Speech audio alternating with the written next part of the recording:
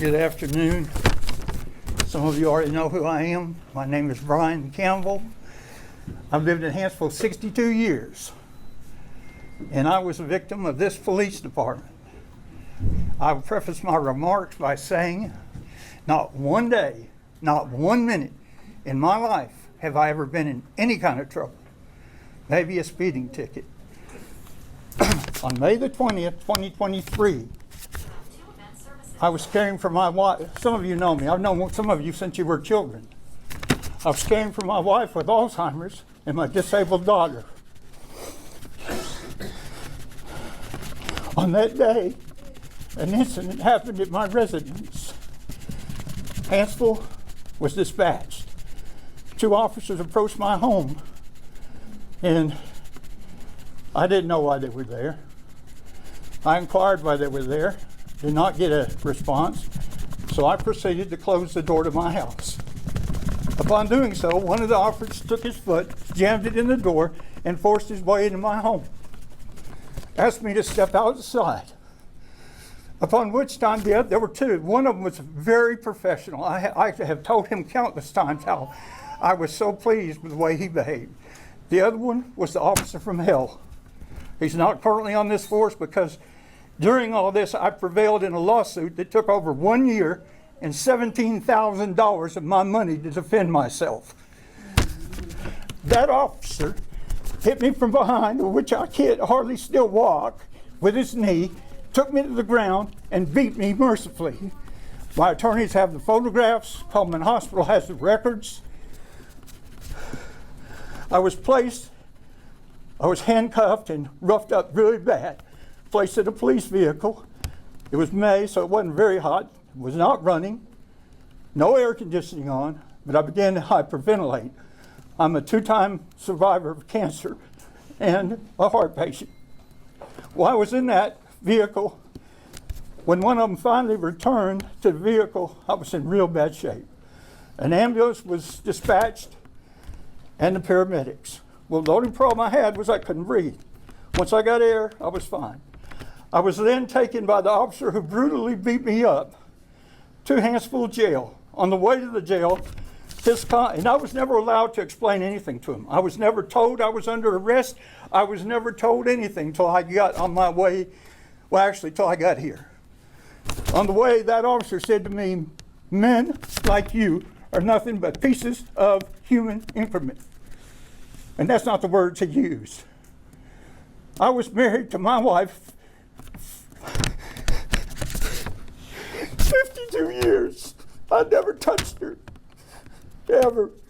The incident involved, and I was trying to tell them, with her Alzheimer's, she didn't know what she was doing and tried to exit the vehicle while moving. I pulled her back by her hair, and I was admitted to that. And that constituted, in your officer's opinion, domestic violence. Anyways, and that was all perpetrated by a 911 call where the person hung up. When I got to the jail, my abuse continued. Maybe it's procedure, I don't know. I was handcuffed to a bench right out there for 3 hours. I say this somewhat shamefully, but I'm a cancer survivor and I'm incontinent. And while I was there, I desperately needed to go to the bathroom. I requested from the officer, and the city hall was right down the hall. And I was handcuffed, was denied. I urinated on myself.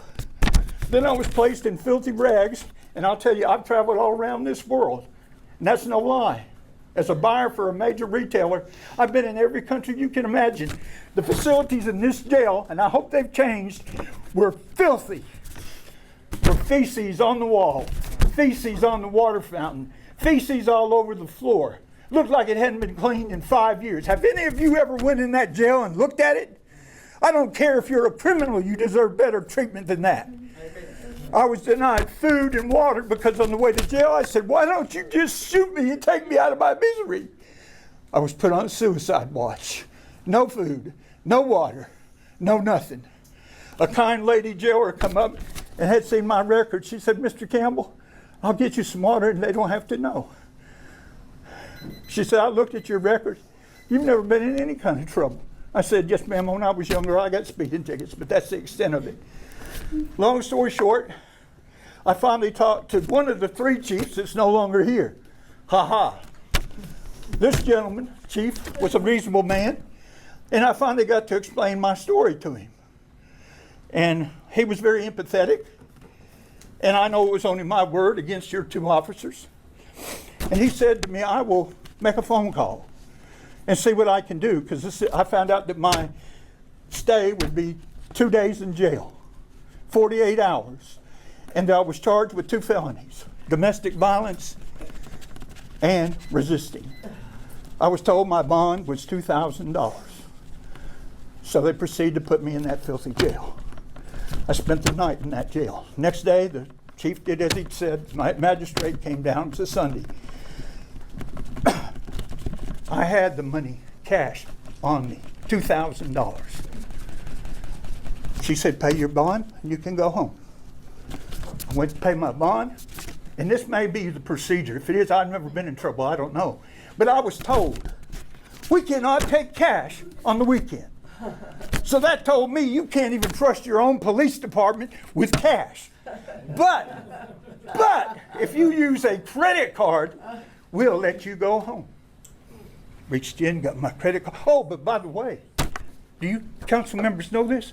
It's $200 more if you use your credit card. Oh, wow.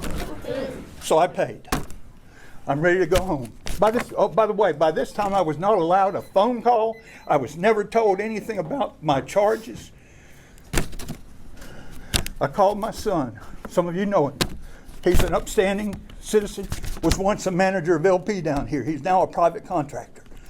He said, Daddy, they're not going to let you go home. I said, what do you mean they're not going to let me go home? He said, well, they told me that you're going to be transferred to Coleman Regional. I said, why? They have you under a suicide watch. You have to be evaluated. So Sunday evening, and believe me, I'm no harm to anybody, and was certainly no threat to those 2 policemen. Neither one of them could have taken me easily. I'm at Coleman Regional. I'm kept overnight. When the doctors saw my beat up body, they asked me, what could have possibly happened? And I told them, the only good thing that came out of that is the nicer of the 2 officers was the one who transported me. On the way to the hospital, I said, young man, tell me how you could possibly think that he could think that I was resisting.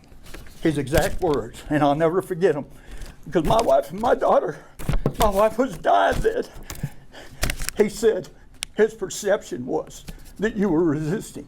I said, you were there. Long story short, it came time for discovery. I didn't know anything about discovery, paid 2 attorneys. They said, here's what's going to happen. They got to present their evidence, and you can present your evidence. Well, Kathy, and a lot of you know my wife, Kathy, a better woman than ever was. She was on her deathbed. And I called up my attorney, Johnny Berry, and I said, I'm supposed to be there. He said, Brian, don't worry about it. He said, me and Brandon will be there. You don't have to be there. So I stayed with my wife with hospice. I wasn't there. In the meantime, my wife died. A month and a day later, my daughter died.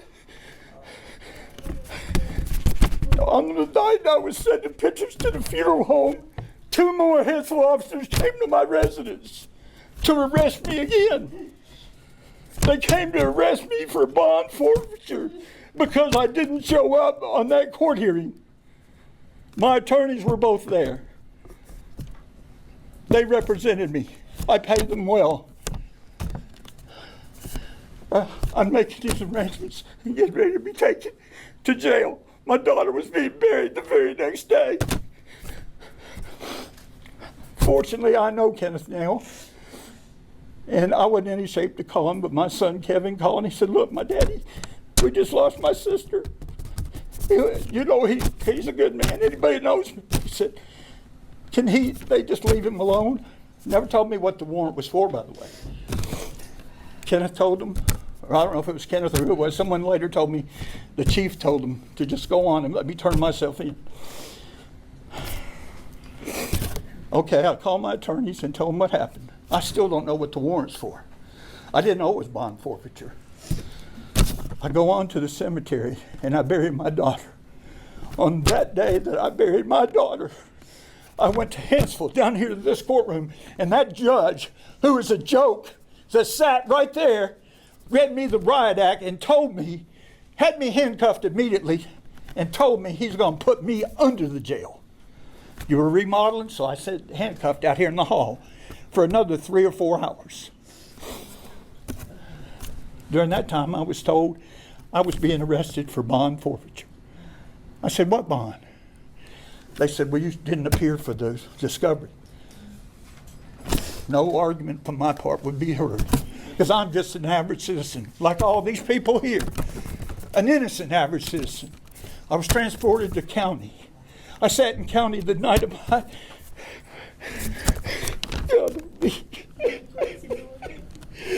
the night of my daughter, she was buried, sat in county, and was going to be put in jail under no bond, 0, because I forfeited my bond, allegedly.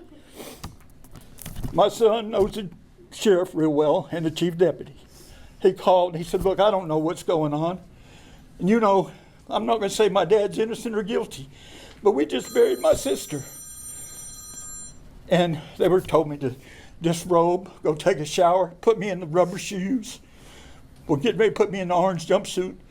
And the desk deputy said, Mr. Campbell, today's your lucky day. And I'm thinking, you just don't know. It's 7 or 8 o'clock at night. I said, well, tell me. He said, you've been released, ROR.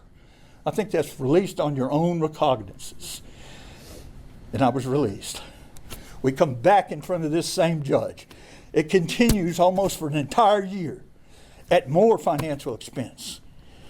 And I'll conclude what I have to say by your police, untrained, uninformed, and you, like the lady before me said, you're the accountable ones. I was a manager of a major retail company, top level, and the buck stopped at me. The decisions to make these people in the roles they're in fall on each of you. Yes. And I ask again, have any of you ever looked inside that jail? And if it's changed, I'm shocked. But anyways, what I have to say don't amount to much, but I got my day and I could say my piece. My son said, well, at least 100 people said, you ought to sue him. Mm-hmm. Well, in the first place, I'm not the kind of man that sues anybody. I've never done anybody wrong in my entire life. I'm a Christian and I believe in treating people Christ-like. Amen. Okay? And I didn't want a pound of flesh. But I never got so much as I'm sorry this happened to you. And Mr. Sawyer, I've known you a long time. Another incident happened, and I had you come to my residence. At that time, you brought the new chief with you on this other issue. I told you a little bit about this story. Your exact words to me in the conversation, what do you expect me to do? And my response was, so help me. If you've got a Bible, I'll swear on it. I said, what I want you to do is clean up this town. Clean up this mess. I said, the people of this town deserve it. I'm just one individual. And nobody really cares what I have to say. Imagine if it happened to you, losing your child and your wife, and then being drugged through this crap, and then financial expense on top of that. You know what your response was to me? Do you remember, Jimmy? I remember exactly the way. Well, if I'm lying, I'm dying. You looked at me and said, that's why this man right here is the new chief. He is going to clean it up. Shit. He cleaned it up all right. Yeah, he did. And I would have never said another word about this. In fact, my son said, Daddy, don't sue him. You've been through too much. It's going to cost you money. It's going to cost you more hurt. I can barely walk as it is from the injury to my back from that officer. And I agreed with him after praying a lot on it. But when I saw this nonsense, I said, maybe my story's not good. And maybe they'll put me off as a fool like some other people that have stories. But I swear to God, every word I told you is the truth. One thing I left out. At that time, you had 8 police officers. Because the chief told me himself, you had 8. That day while I was sitting in that squad car in my driveway, And there's a man in this room that can testify to the fact who's my neighbor. Five squad cars showed up, 7 of your 8 officers, and you would have thought I was a murderer or a drug dealer. Fact. Then one of them told my neighbor in this room, who I don't know if he's going to speak or not, but that night before I buried my daughter, or the funeral, when they came with that warrant and they left, my good neighbor came over to check on me, see if I was okay. When he was walking through my yard, and if I'm misquoting you, sir, you know who you are? He said, one of them officers stopped me, or I asked him what's going on. He said, Hanceville, please, we're not through with Mr. Campbell yet. Is that professionalism? I say no. So I conclude my remarks. I love this town. I wouldn't have brought my family here and lived all this time if I didn't. And some of you lived here longer than I have. It's got to have an input to it. If it don't, it's just a continuation of the same thing. And it's happened too many times in my lifetime. And it got worse in the last 3 years. Anyways, I conclude my remarks. I appreciate your time. I hope this sinks in. Yes, I'm mad and angry and upset. Yes. Put yourself in my position. How would you feel? Very good. I want to ask you, do you remember the officers' names? The one that beat me up so bad, they let go immediately. I've still got the paperwork in my home. The other officer was a good officer. I will not deny it. He was a wonderful police officer. What's his And he name? may be one of the ones they kept. But he was professional right down on. What's his name? Do you know? I got it on. I don't know. But I'd be glad to give it to the press or anyone else that wants to know. Very good story. Very good.